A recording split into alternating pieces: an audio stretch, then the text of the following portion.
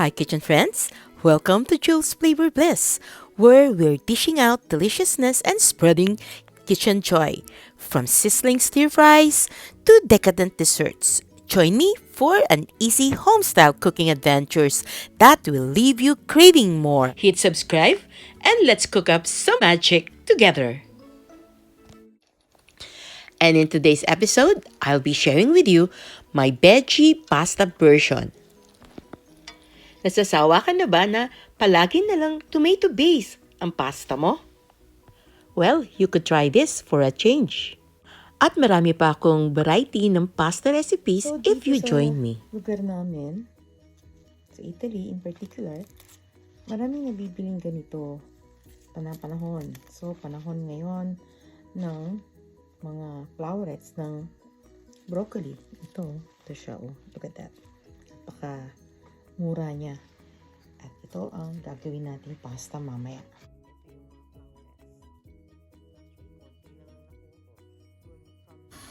At iboboil lang natin ito ng half-cook.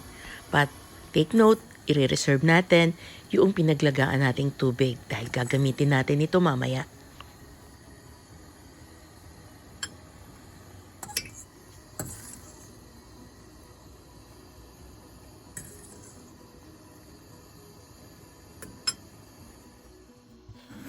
Potatoes in pasta?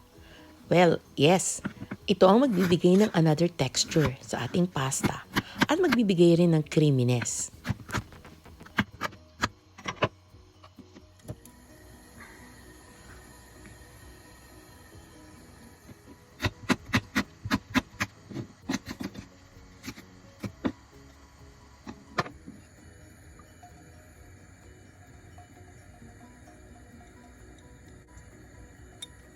At kahit na hindi pa masyadong mainit ang ating oil, ilagay na rin natin ang garlic. Kasi it will prevent yung garlic at hindi ito masunog. Then yung ating diced onion at lagi nating tandaan, remind ko lang kayo palagi na nakasalalay lahat ng lulutuin natin sa umpisa pa lamang ng ating sauteing. Kailangan ang ating onion is caramelized or translucent siya.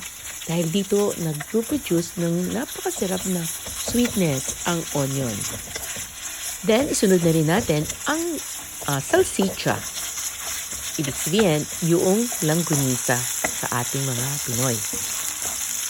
Kung gusto mo namang pure veggies ang pinaka-base ng pasta mo, i-omit mo tong salsiccia or longganisa. Pwede mo tong i-substitute or yung pinaka-original version nito is yung anchovies. Lagyan mo siya ng anchovies. At ang boiled potatoes na yan din ay magbibigay ng extra texture. At later on, magpuproduce siya ng starch. So, magiging mas creamy ang ating sauce mamaya. At kapag slightly brown na ang meat, or yung salsiccia, add na rin natin yung pre-cook nating broccoli. You know, kitchen friends, dito sa Italy, napakadaming variety ng pasta sauces dito.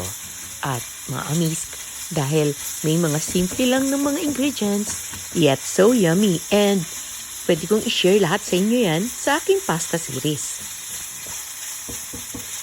Remember yung broth, yung pinaglagaan natin kanina ng broccoli? Yun ang ipang sasabaw natin dito. Hanggang sa maluto ito at maging creamy ang ating sauce. And that will give another depth of flavor sa ating pasta sauce. Jaran! This is our broccoli salsiccia pasta. Ang dali lang, diba? Yet, napakasarap, so yummy, na very healthy rin. Dahil walang added na anumang cream. Remember yung pinaglagaan natin ng ating broccoli? Yun ang nagpalasa sa ating pasta. So, napaka-yummy nito. Hope you will try this. And napakarami ko pang recipe in store for you ng iba't ibang pwede nating gawing sauce ng ating pasta.